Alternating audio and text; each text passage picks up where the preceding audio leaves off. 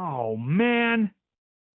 Hey, old man on the mat crew. This is Tony Jones coming at you with another great episode of Old Man on the Mat. Yes, I know. You know what I'm going to say in the beginning. Yes, I'm excited. I'm excited every day, every night, every time we take a good breath, or any breath is a good day. But guys, I'm fired up. And once again, guys, thank you so much for all the support. I have to keep saying that because you guys have been blowing my mind with our merch. You guys have been buying our shirts off the hook. You've been buying everything. And you can find everything at oldmanonthemat.com, oldmanonthemat.com. And appreciate you guys' support with our podcast. You know, anywhere you can get a podcast, you can find us. We're on all the podcast locations, iTunes, Spotify, blah, blah, blah. We're everywhere, guys. But thanks for supporting us, guys. Jump on our rash guards. Our rash guards are out there flying right now. Most of you guys have gotten them. I've seen them. We ran out of the first order of them, so we're shooting out a second order. It was really amazing, and I appreciate everybody out there. But today, guys, I'm fired up about a young man, to come onto the Old Man on the Mat crew. Guys, listen, this guy is pretty cool. He sounds like a country western guy, and I love it. This guy here, he's an ex-CrossFit competitor. He's a judoka right now. He's doing judo. He did some samurai martial arts out there. The man has done everything. So we're going to try to touch base on some of these things, and I hope you get a lot out of it because I know I will. But with that, guys, let's bring Mike Llewellyn on. How you doing, brother? I'm doing fine, man. How you guys all doing? Yeah, everybody's breathing, brother. Everybody's breathing. Green side of the grass, baby. That's all you got to be. That's right. I love saying no spit in my face today. That's right. You see the fucking sunrise, boy. You know you're all right. You got one more chance. You got one more chance. One more day closer to freedom, brother. We got a lot of them, right? Oh, man. But I love your voice, though. I really do, because we mentioned a few minutes ago just about the Yellowstone, and you sound like you're from Montana out there. I love it, man. No, well, I was not from there. I was from I was born and raised in the city. Yeah. Ran the alleys and the streets and the schoolyards. Man, but your voice got that drawl of Montana. Because I guess, like we said, everybody's watching that Yellowstone now. So you sound just like those guys. And that's a compliment, brother. Yeah. Oh, man. But just like it does. It looks even better. It looks better than it does on TV. Wow, man. I gotta tell you, I got a friend that's itching to get there, man. And we talk about it, and she's like, let's go out there. I want to take a trip out there. And I'm like, you know what? That sounds really cool. I think we will. We got to do it soon, man, because I love to get on horses. I love horseback riding and all that fun stuff. Well, go west of Bozeman. Really?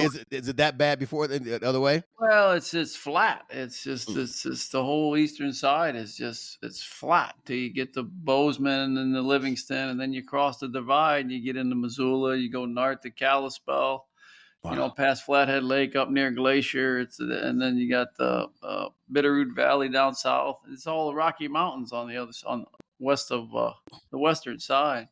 Wow, that's got to be beautiful, pretty, man. How long did you live out there? 5 years. Whew, man, that's a beautiful time. Out there. 17, I turned 18. School out there? Went to school and just took off 2,000 miles away. Wow, man! Before we jump into this, let's get your story, man. Tell me how it all started, because you're amazing. Because all the stuff you have here, I was looking at your resume here, all your credentials. You've done a lot of contact sports, active sports, since you were a kid, right? Right. We started. There was 6 of us in the family. I was the second oldest, and everything was basically revolved around sports. Well, it was, you weren't allowed to stay in the house. You had to go outside. You had to go outside till the street lights came on. Oh yeah, I remember those days. And then don't be late. So, wherever you could ride a bike to, or the schoolyard or the alley, or we were surrounded. Even though we were in the city, we were surrounded by parks. So everybody got together, and depending on what sport it was, what season it was hockey. We played hockey in the schoolyard on our feet. If it was basketball, we played basketball 2-on-2 or 3-on-3. We didn't have any nets. We just had metal rims. We played softball in the schoolyard. We didn't have bases. They were painted on the asphalt. Wow. You go to the park, you play handball. We didn't have any gloves, so we just played handball, three wall outdoor, with bare hands. We'd ride our bikes down there and have a tennis ball and play. And, it was just all about sports. And started skating over at Steinberg at 5, and started playing junior league football at 7, and went through high school and was a 3-sporter in high school, and then went to Montana and wrestled and got into judo up in Montana and just loved to play. We were always competitive. Everything we did was competitive, from run-ups in the backyard to wiffle ball or tag or anything. Man, that's so cool. It does remind my kids, my childhood, man. If this was Southside Chicago, you had to be home before the street lights, came on. And like you said, don't be late. And that's pretty cool, man. So you've been was it just because, are you the only boy? I know you said you're the oldest, or the second oldest. There was 5 boys. Okay. 1 girl. 5 boys, 1 girl. Man, so you guys beat each other up a lot then. Yeah. Yeah. It was quite a thing. And times back then, bullies were taken care of differently, and there was just we had a lot of fun on the streets, but everything was kept in check, and everybody had a good time. So yeah. So nowadays everybody's they see a bully, they want to talk through his therapy work. But back in the day, we punch him in the mouth and it's all solved. But the bullies are friends after a while. What I mean? I was going to say, then they end up becoming your best friends. Exactly. It happened all the time. Yes, sir. And everybody kept everybody on an even keel. Yeah, I mean, you had them one assholes that was just, they end up behind bars. It just But for the most part, it was just kids being kids, and everybody. Right. You have to sit in the hallway or go to principal's office, or and what you didn't want to do back then was you got in trouble at school and you didn't want that phone call to go home. Woo! That was a dangerous call, man. You're better off just give me the punishment here at school. I'll take it. Right? And think about this. Back in the day, I know we sound like 2 old farts kicking it, but that's the name of the podcast, right? But back in the day, I remember getting in trouble. That phone call went home. They sent you home from school, and if your neighbors saw you and found out what you did, you get a spanking from them all the way home until you got to your parents. Yeah. And you talk about neighbors. In the neighborhoods, people kept an eye on everybody. Exactly. My mom used to she always just say, "What are we doing over such and such or so and so?" And I said, "How did you know that?" And she said, "Well, little bird told me." Well, when you get older, you find out that was a neighbor called. Oh yeah. That was the little bird. Everybody watched everybody. Everybody knew everybody, and everybody kept everybody in check. So it was fun. We had a lot of fun. We had a lot of fun. A great deal of fun, and I just had to look at those days and think, and I don't want to be that guy. Well, it was much better then, but I think it was. We had a lot of time, a lot of fun. Like you just said, everybody watched out for everybody. It was a lot of fun. Everybody was safe, doing our own thing. We wanted loud training wheels on the bike. I tell you, man, what's that? We go in the alley. We didn't have helmets back then either. So to learn to ride a bike, the old man my dad would take you up the alley a little ways, and he would run, and then he would push you. And let you go, right? You run on a fucking telephone pole or something. He goes, well, if you don't want to run on a pole, you learn how to ride. That's it, man. I've never seen training wheels until I don't know when. I never had them. I'm the youngest of 5. What the heck are training wheels? What's a helmet, right, brother? There wasn't no helmets. No, there was no. Oh, that's probably what's wrong with us now. We didn't have any helmets. Just get stitches and broken bones. That's it. Shake it off. Man, shake. Remember to rub some dirt in it? You'll be all right. Rub some dirt in it. You'll be all right. You'll be all right. And the toys. I mean, remember, we had jarts. Think about like those lawn darts that you throw up in the air. They're federally illegal now. Right? I remember because I'm the youngest of 5, and it was just me and a brother. I got a brother and 3 sisters. And I remember laying in the yard, my brother making me laying like doing an angel in the yard and throwing up the things over me. And he was trying to catch them, trying to make them land between my fingers. And yep, lawn jar. Oh, we were idiots, man, but it was fun, man. Tell me this.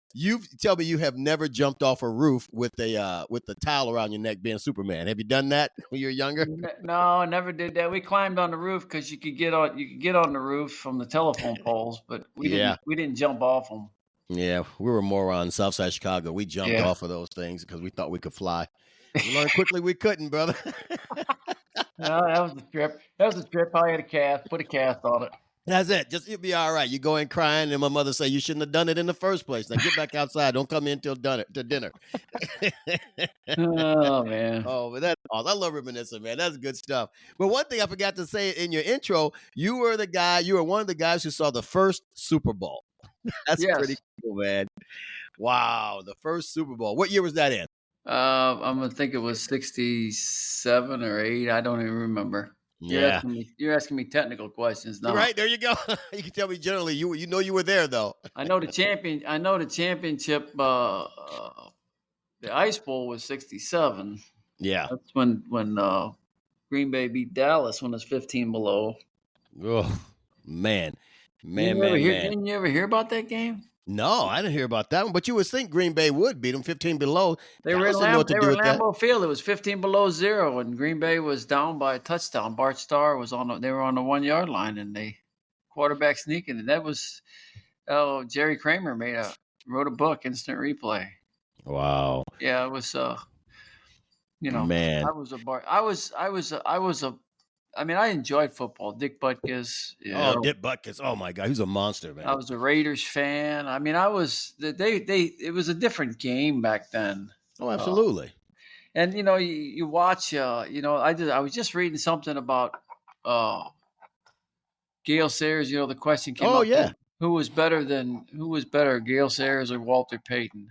I'm a Walter Payton fan, but I'm a superior Gale Sayers fan. And one guy said, well, you can't really say one way or the other, because if you watch Gale Sayers run, he was like a ballerina. He was grace in motion, and that is true. I mean, I watched Gale Sayers run, and he was poetry. He was unbelievable. Now Walter Payton, he just outworked everybody. That's exactly right. He just outworked you, baby. He just was going to run over you, around you, through you. It didn't matter. Exactly. And he was going to keep going. The Sweet Feet was his name, man. He was good, man. I love both of those guys. I love Sweetness. I mean, and the Kansas Ghost. I mean, it's just those guys. They played in the mud. They played in the cold. They played in the snow. It was different. Hockey was a different game. No, hockey's my sport. Baseball I love hockey. Was a different game. We were St. Louis, so we had back in the time with Gibson, and they asked Gibson one time, you hit 20-something ball players. How many did you hit by accident? You never hit anybody by accident. I mean, it was a different game. Yeah, buddy. Yeah, buddy. We had fun. We had fun. Yeah. Those are the guys we emulated. We all thought we were Bobby Orr. We all thought we were Gale Sayers. We all thought we were Bob Gibson or Lou Brock or oh my gosh, that's a name. When you're a kid, you always pretend. Yeah. Those were the guys we got to pretend to be. Now, was that a reason? Was that part of it too that got you into all the different sports and things like that? Trying to be, like your favorite sports player in those different sports, or what was that? No, I think we just grew up with sports, and organized sports. We played, junior league football was organized. I didn't play organized hockey, but we played hockey. We went to and you can relate if you're up in Chicago. Yeah. When the ponds freeze, you go and you haul your skates down there and you use your stick to clean the snow off, and you play hockey. And there you go. Baseball was neighborhood baseball. Yeah. My dad didn't. They didn't drive us to places. Everything was within a bike ride. Yeah. It's funny you talk about stuff like that. We played football. And my grandpa lived with us. He was from Ireland. And, we'd get our suits, we'd get our football equipment on, and we have to get on our bike and ride to the football practice. We'd go out the door, and he'd say, "Where you going?" And we'd say, "Grandpa, we're going to football practice." And he said, "Oh, hey, why are you wearing all that silly stuff if you're going to football practice?" Because in Ireland, and around the world, football is soccer. It's soccer, absolutely. Right. Exactly. So I think to the day he died, he never did understand what we were doing. He thought these guys playing football. What is the equipment on for? Where you going with all that equipment on? He had a real thick brogue, so. Oh man, that is awesome. That is funny, man. We had a lot of fun. We had a lot of fun as kids, and we just sports was just a way to hang out. Yeah. Whether it's, Yeah. with fuzzball or, if you didn't have enough guys to play softball, you'd close right field, or you'd close right field, Yes. or Yep. you'd play 3-man infields and 2 in the outfield. It's just, you just played. You just made Yes. it work. Yep. Exactly. Just made it work. That was it, man. If you had a tennis ball and a broomstick, you would play fuzzball. And Yeah. some people call it stickball. We called it fuzzball. Fuzzball. No gloves. It was just fun. And Yeah. we enjoyed sports, and that's why there was so many of them, because it was always a game. To us, it was a game. Yeah.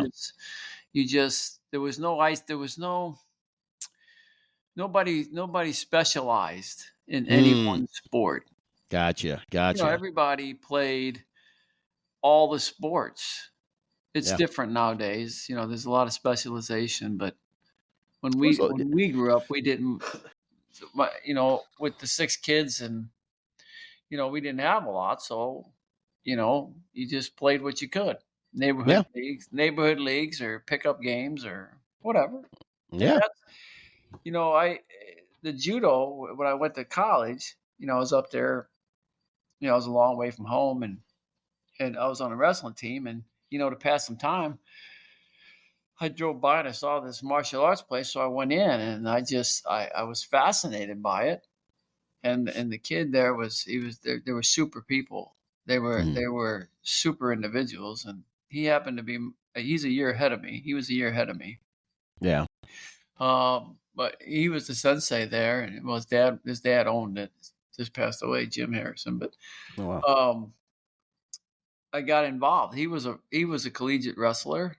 I mean, he not a collegiate. He was a high school wrestler, so he understood wrestling, and he was a super high level judo guy, and he was just a good person. And Wow. I hung out there is what I did. It's kind of like being in a school. I hung out there, and I had a lot of fun doing it. Yeah. And then when Now, I got back to Missouri, it just life gets in the way, and that's what life calls you in, man. Life and takes you away from a lot of things. I retired. I retired from CrossFit. I got a couple bird dogs, and that's kind of my hobby now. Oh, I get it. Well, tell me this: what got you into CrossFit? Was it just the all the different body movements, the exercise, the competition? What drew you into CrossFit? Because a lot of people mock CrossFit, but I think that's a great athletic sport, man. My son was CrossFitting in Springfield, Missouri, back in 2009, 2008. He actually was going to be an MMA fighter, and he went into the CrossFit to work out to get ready for MMA. Now, he didn't stay in that very long, and when he did the CrossFit workout, he fell in love with it. So he did a little MMA, and then he got overwhelmed with the CrossFit, and so he kept trying to talk us, my wife and I, into doing CrossFit. So I said, okay. Well, she actually got into it before I did. She's a veteran gymnastics coach, and she got into CrossFit. And she did it for about a year before I did. It was hard to get me in. Really? What was holding you back? I don't know. I'm just kind of strange, I guess. And I didn't do it. And then she was doing it, and they taught me, and I did a workout with her, and I fell in love with it. Then I became addicted to it almost, and we owned the box, and I would train classes, and then I would clean the box, and then I would train myself, and then I would train more classes, and it was 6 days a week, and wow, and that's how I got into it. Really? You had that for about 10 years then, right? That location you owned? Yeah, I'm throwing out numbers here. I usually round everything. That's okay. You're like me, round everything up. He was at the 2010 sectionals, so I got in. My wife was already in doing it. I got in around 2011. Okay. And then we bought the box. We opened the box. We were doing it in our garage, but we bought the box in 2000. I'm gonna say 13 into 14, and then we sold it about 2 years ago, 2.5 years ago. So, you were active in that for a couple. Just recently, you got rid of it. I thought that was a long time ago. No. I've been out for probably 2 years, 3 years, I guess. Okay. And I was a master, so I was in the upper age groups. Yeah. Never made it to the games. Qualified for the regionals, I think 5 or 6 times. Really? Yeah, you got to be in the top 200. Wow. Out of how many people? Top 200 about how many When people? the first year, there was only in my age group there was only about 800 or 900 competitors, Okay. and I came in. There was no regional then. You had to be in the top 20 to go to the games, and I was 51st. Wow. So I missed the games. Oh man. And Oh then man. after that, they had that. If you follow CrossFit, they got the onlines and. Yeah, I see some. I don't follow it very religiously, but I see a lot of it. They've changed the rules a little bit, but then it got more popular, so there was more people. So there'd be maybe 1,000, and then 1,500, and then 4,000. Wow. In the age group. Yeah. Wow. You're talking age group in the mid to upper 50s and lower 60s. Wow. That's a lot of folks, man. There was a lot of us out there. Yeah. Yeah. They were still playing. So you guys weren't sitting on your porch yelling at kids get off your lawn. You guys were in the CrossFit box, huh? Yeah. Now, we weren't. I mean, we had some youngsters in there that that you can't. I couldn't compete with the youngsters, but Yeah. we had our, with masters, they allowed us to, our weights were lower, our box heights were lower. Yeah. They gave us a little bit of credit for being old. You showed up, right? That's what they say. We showed up. But yeah, that's it's just sports was just a big part of our world. Yeah. Is that what judo? I enjoy judo. I mean, I was lucky enough here in Farmington when I did get back into it to get with a super group of guys, and gals. It's a small group, but they are just they're just tremendous people, and they allow me to be my age, but they train me good. You know what I mean? It's we have a lot of fun. They're just good people. Really, That's really cool. good. Really, really, really good people. And I really, really enjoy it as a hobby. That's cool. Now, are you the oldest one in that group, or is someone older than you? Yes, sir, I am. Okay. Not bad at all. Now, this question I have, because I know a lot of times, like right now, been at an age and I know I can't move the way I used to. I still have that in my mind, I still could do all the stuff I used to do, but my body doesn't allow me to do it. So I get in my head a little bit sometimes, but I just I gotta laugh it off. And hey, I had my glory before, and I'm just here to train, and it's not an ego that way, but in my head, I beat myself up a little bit. I won't say beat myself up. I feel bad a little bit that I can't move the way I used to be able to move, and I know that's my issue. Do you run into some of those kind of things in your own head, or no? Yes, all the time. Yeah, all the time. Yeah. I mean, just in everyday life. But yes, at the box, yes, I want to be. There's some youngsters there. I want to be the youngsters. Yeah. To watch them move, and they don't breathe heavy, and their flexibility. They laugh because we'll get thrown on a crash mat. I have more trouble getting off the fucking crash mat than I do off the floor. the fall. But Right. everybody giggles and laughs. But yes, to answer your question, I go through that almost religiously. It's the mind is still there. It's still a kid. Yeah. And the body is not a kid anymore. Yeah. And that's the curse of getting older. It's a good curse, I guess. We're glad we're getting older. But youth is wasted on the young. Wisdom is wasted on the old. Exactly. And I'm like yourself, but I laugh it off. I have to laugh it off. If I didn't, I'd feel bad about myself. Yes. And they're flexible, and they're strong, and they're strong, and when you throw the knowledge behind that flexibility and that strength, it's hard to beat. Yeah, it really is, and at man. your level, I mean, you're at a pretty high level. Even at that high level, if you got somebody that's close to it, but it's got the flexibility and the strength, it's hard to overcome. Yeah, those guys, man. But you Is it? stay with it. You stay on the mat. You stay Yeah. moving. You wake up in the morning, and it gives you something to look forward to. I don't play judo a lot, just Yeah. once a week, and I don't compete a lot anymore. I Yeah. mean, I don't get into too many competitions because it's more of a hobby now. But Yeah. I still study it because it's a study. You Yeah. know, I got 2 bird dogs, and Yeah. I train them myself, and I don't know if I train them or they train me, but I think I think it's that way. they teach me, you know, calm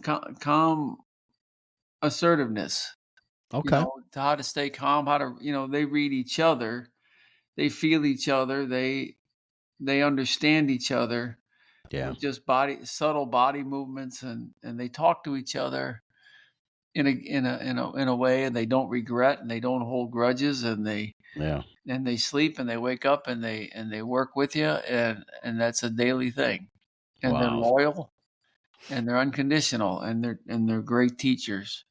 So, it's Yeah. funny you talk about you ever see kids in piles of leaves?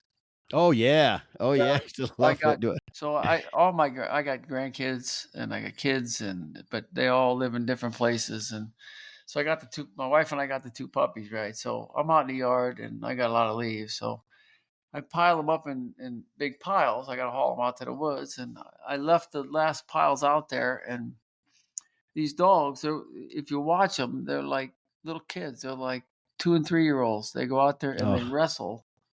There's 2 of them. Oh man. One's 4, one's 2, and they wrestle and play and chase each other in the leaves. That's I cool. mean, they jump around the leaves like I put those piles there for them. And I stand back and I watch and I say, in a crazy world, they find the simplest things to entertain themselves.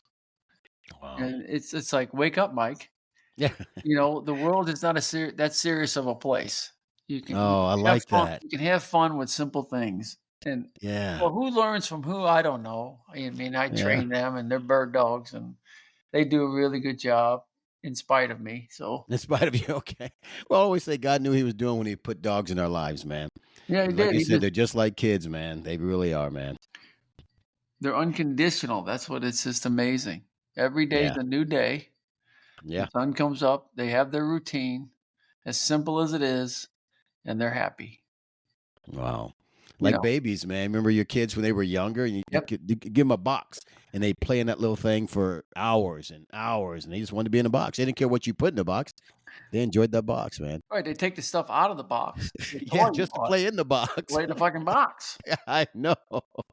I remember my kids for Christmas time. My ex and I, we love to give them a whole bunch of gifts to scatter everywhere around the Christmas tree, so they have a bunch of stuff to go through, and all the fun toys they would pull out. But then they'd mess around with them boxes and the wrapping paper and the tubes. I'm like, man, we spent all this money on these toys. They don't even think twice about them. Oh my god. So you bring that into perspective, and that's how I try to. Why am I on the mat? Yeah. Because I want to be the dogs playing in the leaves. Okay. It's they're just they don't have to pick up the leaves, but they're in the leaves and they're having fun. Yeah. But what are they doing other than having fun and enjoying themselves and getting exercise and staying healthy? Yeah. And so I stay on the mat. Do I do all the things that I used to do? No. No. Can I do all the things I used to do? No. But I can still do some of the things, and I can still get out there, and eventually there'll be a point when he takes my legs and he'll take it away from me. But Yeah. until that time, I'm going to use everything I got, and that's why in essence, that's why I go on the mat. Why That's do I go? I awesome, work man. part-time. Why do I go sling a mop? I was in management all my life. I was in, higher level type stuff. But why do I Yeah. sling a mop now? Because I can. Because you And can. it keeps me moving, and I sleep better. Yeah. You know what I mean? It's simple. I know exactly what you mean. Because they say, well, most guys, the study was showing that within a year or two, when someone retires, they usually pass away because they don't have anything else they're shooting for, anything else that drives them, anything else that gets them up in the morning. And what you're doing every day, that keeps you moving, man. Well, I know they got to get up. I got to take them for a walk, whether I want to or not, because Yeah. I made the commitment to them. Yeah. And see, that's a commitment. I made that commitment to them, and so they're making the commitment to me. It's a two-way street.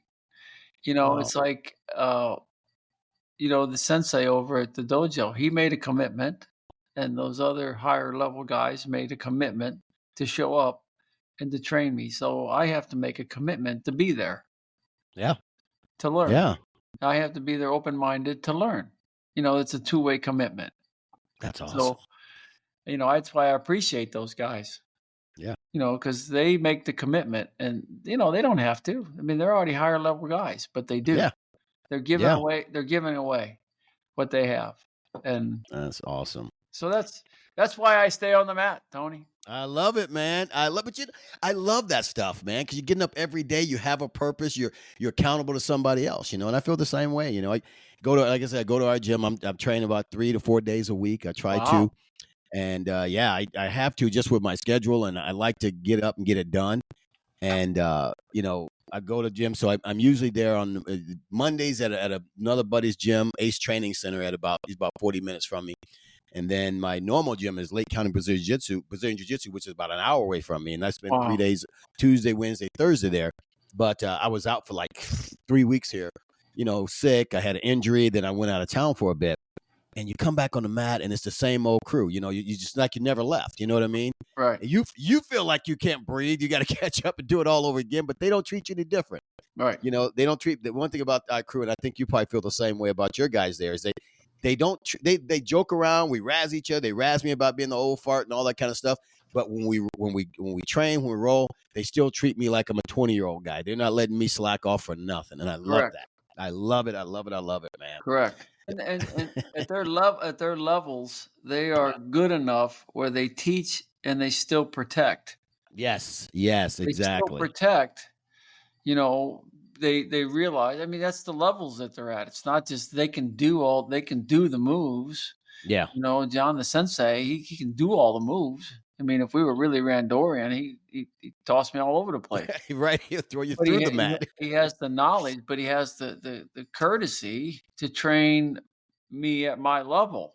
Yeah, and it's amazing. It takes a lot. It really does a lot to be a trainer at that level, and they do a fantastic job. We laugh, we joke, they tease, and it's a fun time. I can tell the way you talk about your dojo is that, these guys they're family to you in essence, they're great. They're great. Yeah. And they teach you and they work with, it's hard to find. I won't say hard, but I guess I would say it's hard to find a great instructor out there. You know what I mean? And some guys who, they just don't beat you up and, come on, catch up. They come down to your level and teach you every level along the way. That's a good instructor. That's a great instructor. They train you to the next level. Yes. They can beat you from here to Tuesday. Oh yeah. Without even blinking. Blinking. That's the 2 or 3 higher level guys. That's how they are. Yeah. They take you, but then they're explaining it that's how good they are. They're explaining it while you're trying to get away. While you're trying to survive. Yeah, they're just explaining it. It's like, oh my God. I know. But that's what makes it fun. Yeah. That's what, I mean, at my age, if I last another 10, 15 years, maybe I could get to that level, And pass that knowledge on to someone else behind you. Can't keep it unless you give it away. There you go. I like that. So when you first, let's say after you did your CrossFit and then you went back to judo, did you modify anything? Like, because I'm sure you have some injuries, Yes. If you've been contact sport, you have injuries. Did you change your whole workout or the way you did everything, or how'd you do it? No, I didn't change that. I didn't change a lot. What I'll do is, certain throws, I have to go. I don't really have to, but I have to go left shoulder. I have to be left-handed. Yeah. Because I have to from my right shoulder to twist certain ways. I can't get into the throw, so I have to go the other. Yeah, I have to lead with the other side. Yeah. Other throws that the shoulder will work, I can do the right side. So yes, I have to modify based on shoulders mostly, Okay. not so much knees or, they're sore, but they work Yeah. okay. It's the shoulders that I got to really watch, especially with judo. You're doing some, Oh yeah. Pulls uh, and pushes. Oof. yeah, when you're cranking, it's like an ogoshi. Those guys throw their arms around your waist. I can't get, if I do it wrong, my arm gets Popped pulled out. back. You know what I mean? So Yeah. I have to be real careful how I do that. Those other guys, they blow in there and they're limber and they got all the right technique but my technique is not the greatest. So I have Yeah. to slow it down and modify. Yes. Yeah. And they're real good about it. And, they'll say, if it hurts, do it this way or don't do it at all. They'll We'll teach you on a just, different throw or something like that. yes, Yeah. or I'll sit and I'll watch, I'll learn, Yeah. the mental side of it, how it actually works. And then when I do it or work with it, I'll just slow it down. You know what I mean? Yeah. I just Oh yeah. walk through it. Oh You yeah. know what I'm saying? Oh, I know exactly what you're saying. I'm really, there's grappling in judo, which I really enjoy. Yeah. Yeah. I like the grappling part. That Yeah. just comes back almost immediately as anything on the mat. Grappling wise, no, not jujitsu wise. That's a That's whole different. totally different. You That's do like not even. randori wrestling. Yeah, it's totally That's not even different. the same ballpark. That's two No. different fields. That's like playing soccer on a football field. It's like it doesn't Exactly. work. But it's Exactly. still grappling. So some of the principles are the same. Like Yeah. weight and leverage and don't get too high. It's stuff like that. But Oh but yeah. no, those guys. I mean, they when you watch them roll, they just, gosh darn it, it's like they're not even breathing heavy. They're just And feeling their way through it, and it's art, isn't it? their arms are sliding in and out, and they're locking. It's like, holy cow, it's pretty Oh cool. yeah. So I thought Well, about down the road to pick up the jujitsu side of it. I think it would help the judo game, especially if I compete, because there is groundwork yeah. and there's locks in judo and there's chokes in judo. But they're just entrance in a little bit different than Brazilian Jiu Jitsu. The entrance into those chokes and locks are a little bit different than Brazilian Jiu Jitsu. We have a lady at our gym. She was on the U.S. Olympic team. Wow, Yeah, nice. she's young. She's young and she's a mean monster, man. She did the judo Olympics and then she's a black belt now in Brazilian Jiu Jitsu, and the lady is phenomenal. So I think What's they her? work well together. I watched all the Olympics. Who was it? Well, she wasn't in this last one. Oh, okay. Her name is Nefeli Papadakis. If you look at I had on the episode of on one of our podcasts here a few months back, and she is phenomenal. I'm telling you, she's 27, 26, and just an absolute monster. But the sweetest person you ever met. But she'll throw you in through across the room if you look at her wrong. Yeah, I tell you, I got up at 3 o'clock in the morning, and me and the puppies would sit there. Because I'd fall asleep during some of it, but I watched Yeah. almost all the judo Olympics, and I'm going to tell Wow. you, Tony. It humbled me so much. I was in the garage. Me and the puppies were out there, and I got a TV out there, and I was going through, and all of a sudden, I was looking at some judo, and it came up the Paralympics. Yeah. And it was blind judokas. Wow. And I was inspired that Wow. these guys took and they didn't back off. I mean, they just studied an art, even though they're blind. Now Yeah. they have some different rules. Oh, absolutely. Oh, They, absolutely. they have to, they start with the grips. They get Yeah. them gripped up before they start them, but it doesn't matter. Yeah. In fact, at one of the small little festivities they had, I went up there and competed, and one of the guys that I went against, he was a lot younger than I was, but he was blind. Wow. And I got to tell you, going in, I actually thought this. I thought, man, this is not going to be good, because first of all, they start you with the grips, which is Right. great, because the Right. guy, you can't see, so they start you gripped up, And I thought, man, he's not going to see anything. He's going to feel everything. Yeah. And judo is just there's so much feel involved. Oh, absolutely. And I'm thinking, oh man, this is not going to be a good. And I lost. And he was young and he was strong and he was aggressive and Yeah. and I thought, man, he felt his way through. That's And I thought, amazing, this man. is just it's inspiring. Oh, absolutely. It's inspiring. I'm thinking, here I am bitching that I'm old. Yeah, he can't see it. He's whipping everybody. Yeah, and I'm thinking, well, yeah, I need to slap myself around a little bit and say, wake up, man. I know how you feel, man. Especially with the injuries, like we were just talking about injuries. You get an injury and you feel all, I'm hurt. I'm sitting around, but like you said earlier, you can do it, right? You can do it. Thank God you're able to get up and do something, so you can still do it. And you got a blind guy over there, and you're complaining about a shoulder or a knee or a hip, right? Yeah, exactly. It's inspiring. It's humbling and it's inspiring. It And really much. I see people like that. It's just, I'm too tired to go to the dojo tonight. Well, Yeah, get your ass up and go. because one day you won't be able to go, That's right? exactly So right. enjoy while it is. He's going to take it away, and and I'll be bitching. Then you'll be bitching. Then you really be bitching.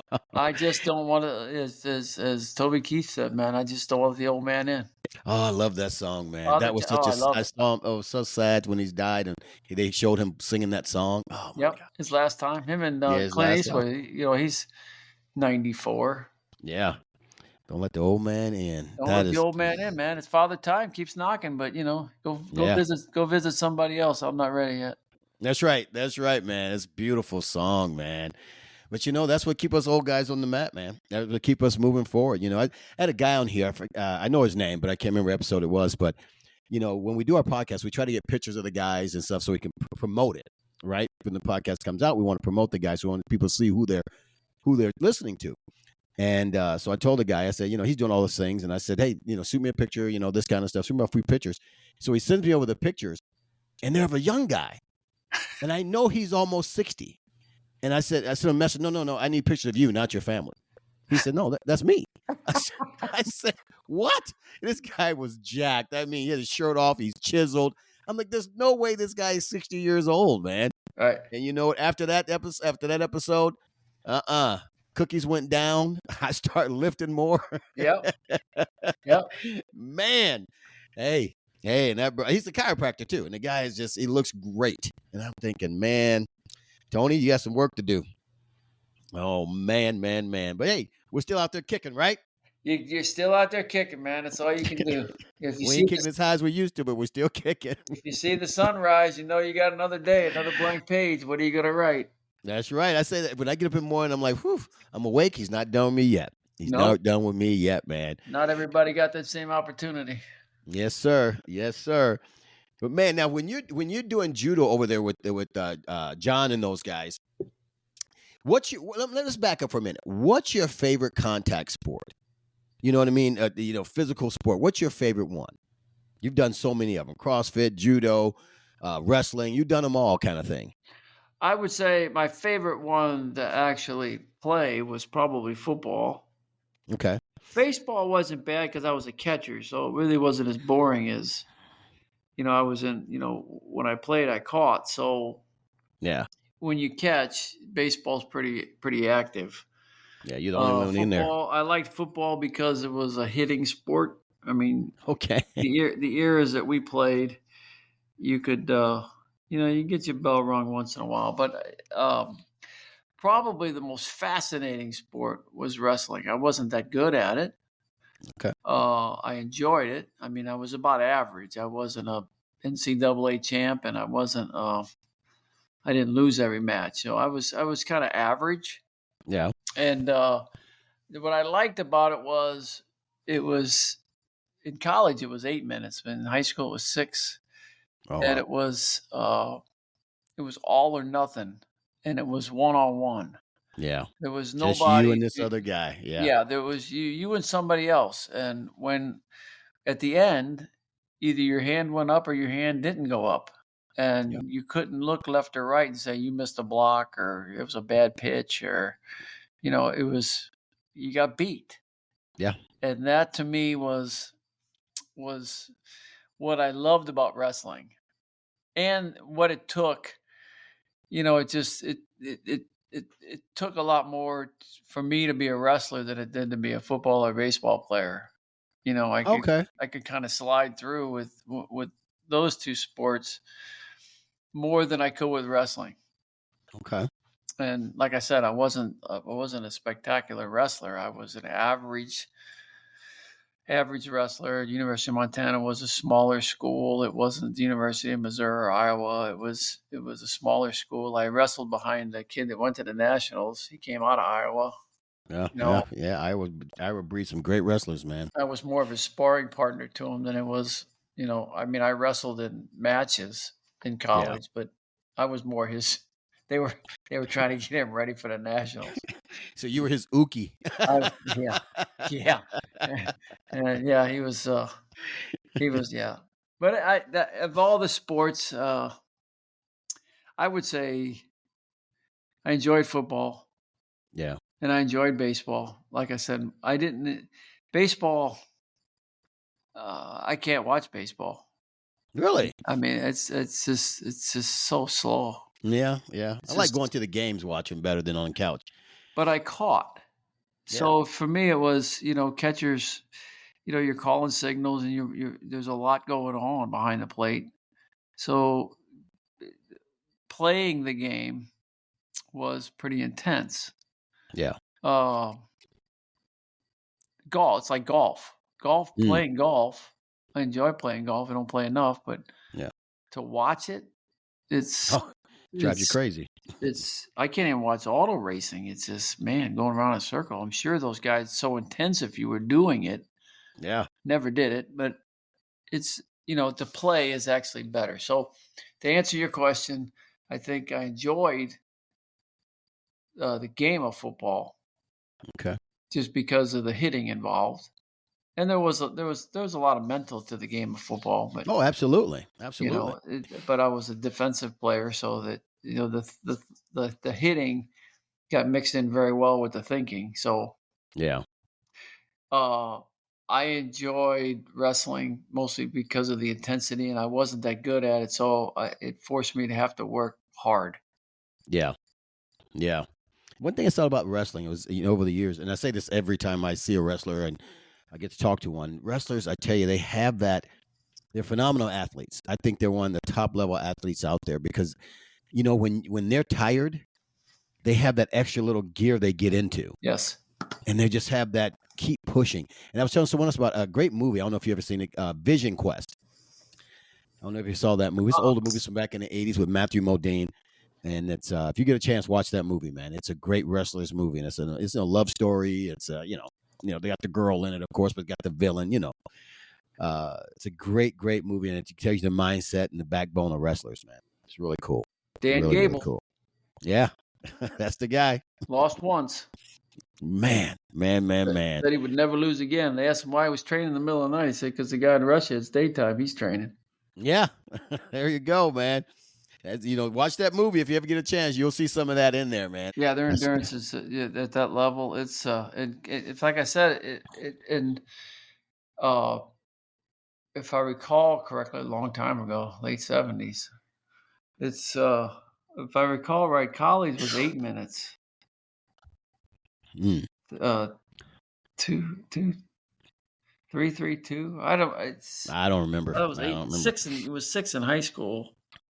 But I think it was an 8-minute match. I can't even remember. But it's intense the whole time. There is no downtime. Right. It's just constant movement. And that's what drew me. Going way back to the beginning of this conversation. One thing that CrossFit reminded me of was wrestling. Because when you're CrossFitting, it's go. I mean, most of the workouts are timed. Unless you're in a strength WOD, but for max weight or something. But other than that, it's for time. Yeah, so it's pushing you every step of the way, every station. Intensity. Yeah. Do you think you'll get back into CrossFit at all? No, I probably won't. Because I'm really kind of tied up with this I really want to study this judo, and I may get into jujitsu. I think Yeah. my passions have changed. Yeah. Uh, and I want to get back into it. I always did aspire to judo. I just didn't take the time. I should have stayed with it from the late 70s. That was what. Life steps in, man. Life steps in, and And I got back into it, and uh, it's along with some other things. I'm back learning Irish language and the tin whistle and training the dogs wow. and trying to hunt birds, and I took up fly fishing. You know what I mean? It's Oh yeah, not that the I'll most catch any relaxing thing. not that I'll catch any fish, but to stand in the river when ain't nobody Oh, around, it's something new. it's heaven. My wife's an artist, so we Oh yeah, we do a lot of different things. So that's cool. I don't know if I'll get into CrossFit. I mean, I'll still work out. Yeah. In CrossFit, we studied weightlifting also, Okay. Olympic weightlifting. The Mike Bergner way of weightlifting. Oh yeah. Okay. Yeah. Snatches and cleans and jerks. Yep. Yep. And then we also we studied a lot of gymnastics. Like I said, my wife says she's gymnastics coach. Oh wow. 20 plus years, competitive coach. She's amazing. She is absolutely amazing. Wow. But and then I studied mobility because I realized that, especially at my age, that to move at the speed for CrossFit, I was not going to last very long if I wasn't moving well. That's true. Move well before you move fast. Yeah. And then so I studied mobility was a big part of my CrossFit journey. And I took classes in mobility and tried as a trainer used mobility as well as technique, because what I found with CrossFitters, and you'll find that and probably find it in jiu-jitsu, is if people can't move correctly, they're not going to make it. Something's going to break. Right. So mobility became a bit, and I keep that. I keep the mobility side of it. Oh yeah. So you do stretching and everything every day before and I after don't training? stretch as much as I do like lacrosse balls and stuff. Yeah. Smash and bands. I use bands and Okay. Yeah. if you studied Kelly Starrett or any of those guys, they use it's kind of like self massage. I use lacrosse balls and stuff where you on your thoracic spine and things. Yeah. Try to get I the have muscles smashed and loosened up. And mobility is not just stretching. Stretching is more stagnant. Mobility is flexibility through range of motion. Yeah. So when you work on mobility, you're working on how mobile are you through the range, and usually it's tight muscles. Yeah. So you gotta smash the muscle through a range. Yeah. In order for that, that shoulder or that knee or that ankle to hit the range. Like when if you got bad ankles, you're not gonna be able to squat. Right. You're gonna hit the wrong range, and if you don't fix that mobility in the ankle, then when you go to squat, your hips are gonna roll and your back's gonna round, and you're gonna hurt your back. Right. And it's not really your back; it's your ankles, or it's your quads. It's not your. There's a lot involved. Yeah. And your shoulders, it might be your lats, it's your thoracic spine, it's your traps. It's not really the shoulder. You know what I mean? I know exactly what you're saying. Your body, everything's connected. Yes. Everything's connected. Yes. You think about if you watch, the mobility, and it always struck me funny. If you watch an animal, that when they, like a lion, or a leopard, if they're laying in the grass and they have to get up in a moment's notice, they don't stretch before they get up. They go. Right. They just get up and they go. They are fluid first thing in the morning. So if you can wake up in the morning and hit full range of motion, you're mobile. Oh yeah. You know what I'm saying? Yeah. So yeah. it's about how well can I get up in the morning and do a full feet together squat, full depth? Can I do that? Or do I need to stretch first? If I need to stretch first, I probably need to work on some mobility. Or can I get up and can I throw my arm over my head, touch my ear, externally rotate my shoulder, and get it there without stretching? If I can, then the mobility is probably there. Stretching is going to make it even better. Okay. But the mobility is there. So if I got into a situation, I can move. Yeah, Not I never not thought as about well it like as I that. used to, but you watch a kid move. You watch a kid. If you want, the perfect example is watch like a 2-year-old when they're playing with toys, and they're standing there and they get down and they go into a full squat, ass to ground, knees out, feet are straight, and they're playing with toys, and then they get up and they run off. Yeah. Well, they didn't stretch first. They're just their muscles are so pliable and nimble that they just move. Movement is what you have. Movement creates the process. So you're moving, I'm moving, and all the people in sports are moving. So that movement creates a situation where you're gonna last longer. If you sit and you're stagnant, like you said earlier, you're just gonna tighten up and not be able to move, and something's gonna go. That's true. And mobility gets into you get into people say their knees go bad. Well, if you ever watch them walk or move, you can see the knee is pounding and the shin doesn't line up with the thigh, and so they walk hundreds and hundreds of thousands of times where that inner knee of the meniscus is getting banged on, and eventually their knees get sore, and they say they don't understand. Well, part of it is your hips are tight and you're walking wrong, and the knee finally says it's tired. Okay. You know what I mean? It's not working. It's not working right because it's tired. Yeah, I never thought about it pissed that off. way. And if it's pissed off, you're already past the point. When things hurt, you're past the point. Yeah, you're past the point. The injury or whatever, the damage is done a long time ago. Yes. Yeah. Well, anyway, that's a long story to talk about. But that's good information, though. Yes. That's really good. Okay. And how is the body moving? And is it moving the way it was designed to be moving? When you walk, your foot should go straight back, should go straight forward. Your knee, when your heel strike, the knee, the tibia should be lined up with the femur, and the knee should be straight, and because it's meant to only bend one way. Well, if you're not in alignment when you walk, if you look down, you see what I'm talking about, or watch somebody walk or run, and watch that foot kick out. And when they strike, watch that knee pounce in, and you're going to go, oh, wow. Okay. All of a sudden, that interior, the inside of their knee is going to get sore, and they're going to go, I don't understand that.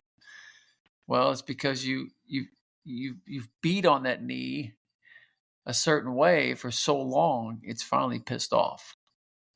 Wow. And it's telling you it's pissed off. So you got to fix it. That's how I look at things. My shoulders is sore.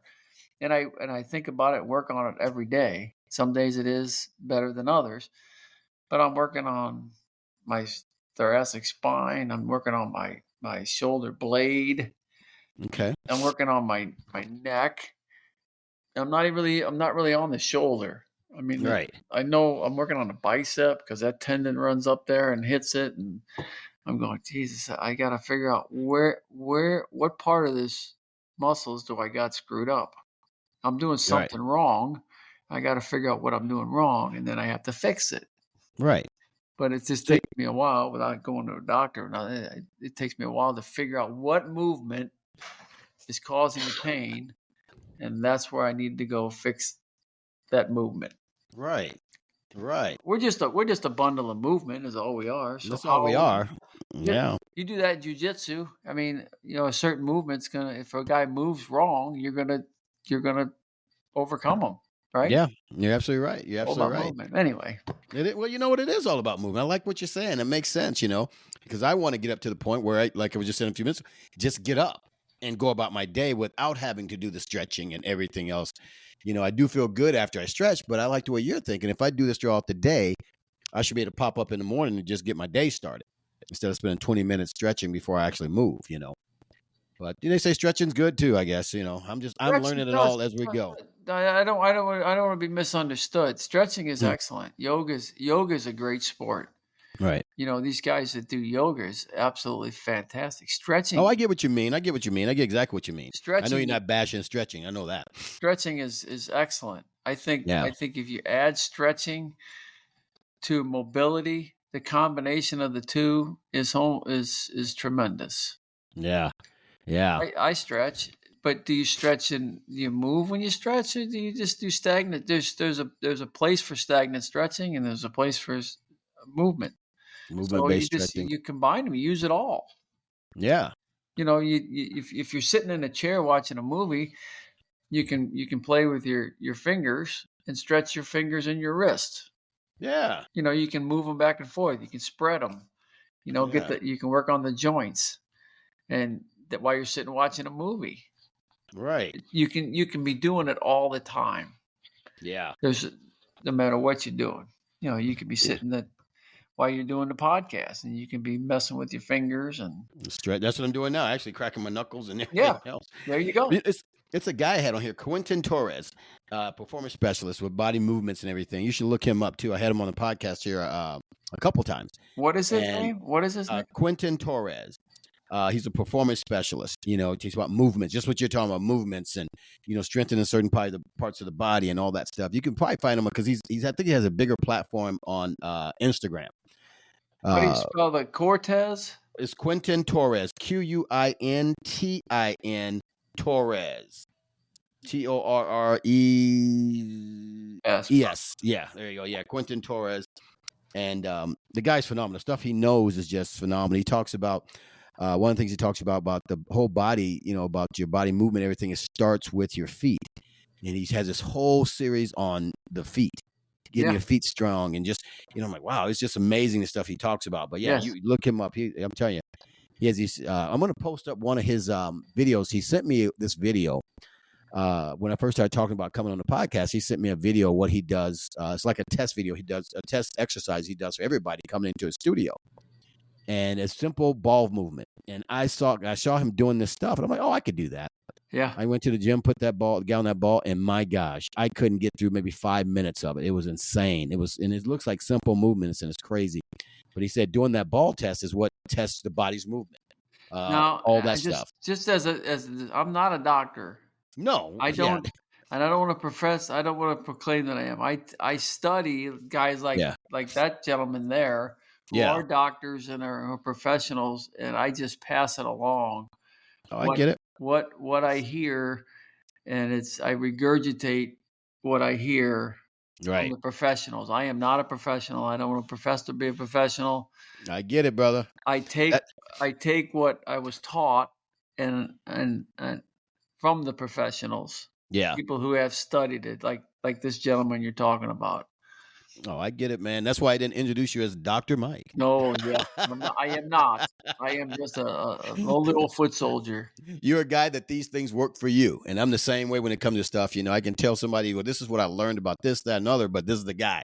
Go find from that guy. Go, about diet and nutrition or whatever it is, And right, and when I was CrossFit training, and people say their knees hurt, I say, well, try this and try this. If it still hurts, I can't help you anymore.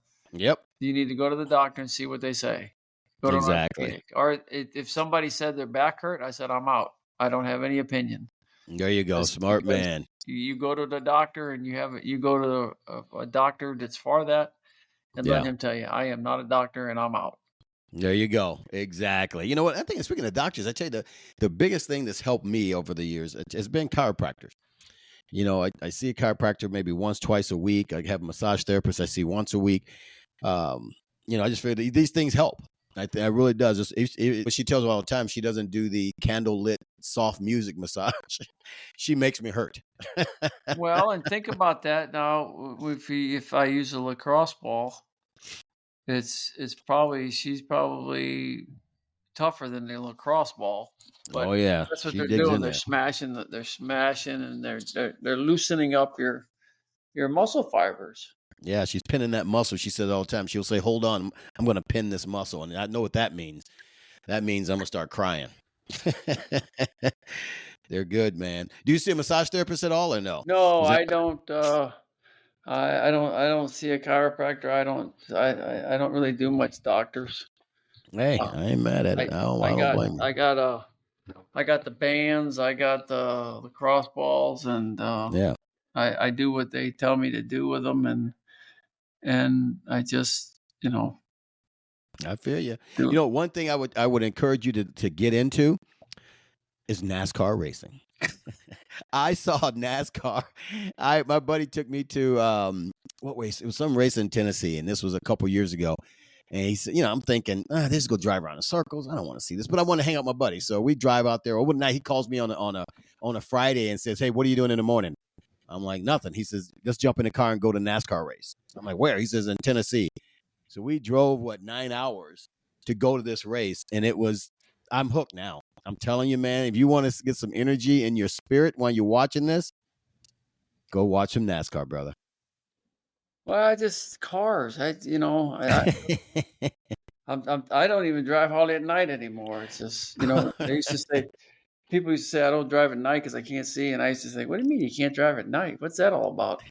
So And now now you feel it. I feel it. It's like, oh man, I guess that's what they were talking about. The lights are I know. more intense. I get it, man, but I love driving at night, man. That's my time. Every time I take a trip somewhere, I want to leave at night so I can get out there and go. Nobody on the road. I enjoy the night drive. But I'm still an old fart though. So my eyes haven't gone yet, but that's okay. But hey, man, I'm telling you, this has been awesome, brother. But before we get out of here, tell me something. Before we get you out of here, tell me, some life principles. You touched on them all throughout the hot podcast. If anybody's picking up these nuggets, you dropped a ton of nuggets throughout this whole podcast. But if you can put it in just a little sentence or paragraph, what's some life principles you live by that keeps you moving every day? It keeps me moving every day. Yeah. Well, there's some. It's a little deeper than that. All right. I just made some bad turns through my life, so it's just the last 3 decades have been trying to get shit straight. But Yeah. what would be the best thing? My life principle is keep it simple All right. and enjoy life.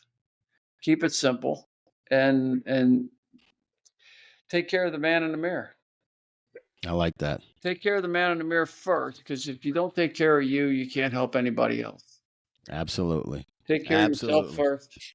As selfish as that sounds, because my principle is if I don't take care of me, then there's no way in hell I can take care of my 6 kids and soon to be 14 grandkids and my wife, and if I don't take care of me.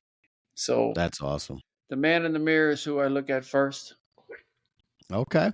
And I tell my kids, I shouldn't even say this. They'll get mad at me if I hear that I said this. I always tease them. I said, I didn't think it was possible, but better looking today than I was yesterday. That's okay, man. There's nothing wrong with you feeling that way. There's nothing wrong. Dogs. It's my dogs out there. The dogs are going to be dogs, man. Dogs are going to be dogs, man. They're waking the neighbors up.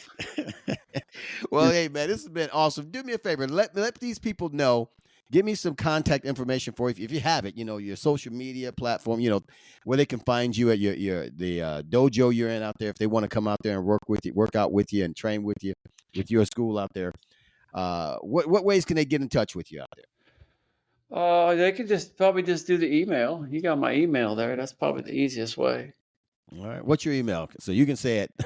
I can say it? Yeah, I want them to be able to find you, man.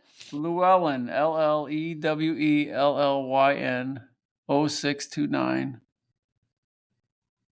at gmail.com. All right. And what's the name of the dojo you work out of? You train out of? We're at Victory in Farmington. Okay. All right, brother. They're Man, great. I'm telling you. They're great people over there. They train judo and jiu-jitsu and kickboxing, and they're just great. They do all kinds of stuff over there. It's a simple little place, and they're just great people. And yeah, anybody around the Farmington area ought to go over and check them out. That's awesome, And man. check them out. So, and the judo guys, I don't do any of the jiu-jitsu. The judo, I know the judo guys, and they are just tremendous people. They've been really good to me. I got to say that they've been very good to me, and I'm having a blast. Brother. All right, brother. That's awesome, man. I appreciate you more than you know, man. I love hearing these kind of stories, man. I love listening to you because I think everyone can get something from somebody.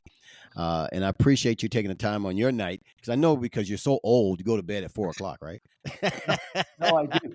Now I do. Now I see the dog. Me and the dogs. We're on our schedule, and this is the crazy shit that happens. Is we go with sun up and we go with sun down. Well, we're really screwed up in the winter because it gets dark so early. Oh yeah.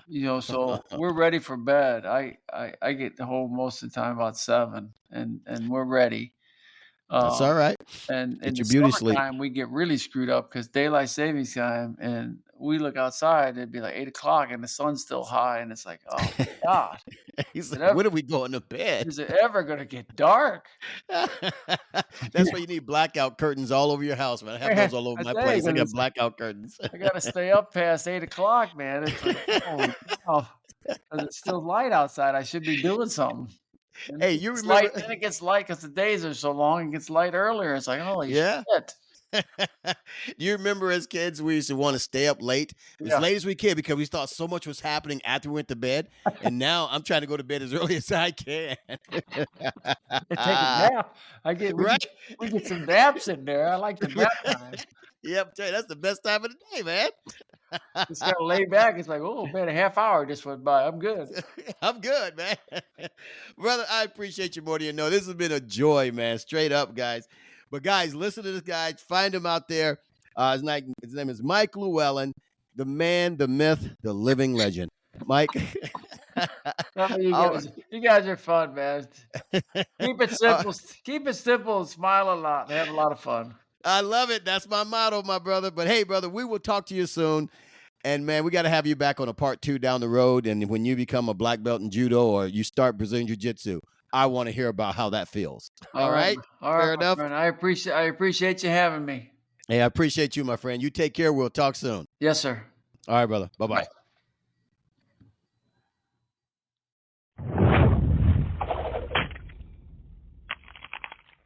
Oh, man.